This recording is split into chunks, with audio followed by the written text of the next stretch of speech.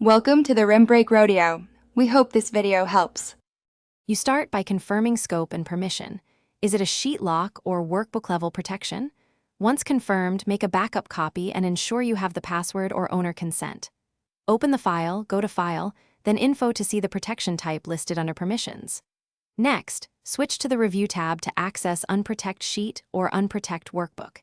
If you have the password, enter it now and remove protection. This is the direct, supported method to proceed safely and legally.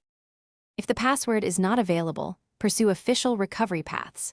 Check OneDrive version history for an earlier unlocked copy and use File Info Manage Workbook to recover unsaved versions.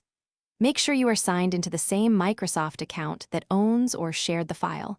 Account-based recovery sometimes restores access. If this is a work file, contact your IT admin or the document owner to request removal of protection. These steps preserve legality and data integrity, avoiding unsupported circumvention methods. Once you successfully unprotect the workbook or sheet, immediately save a clean copy and verify that all intended ranges are editable. If you need protection afterward, reapply it with a strong password and record it in a password manager to prevent future lockouts. If things go wrong, password lost or access denied, stop attempting bypasses. Instead, contact the document owner, your administrator, or Microsoft support for guided recovery. This avoids data loss, keeps the process. Thanks for watching. Consider subscribing if we helped you.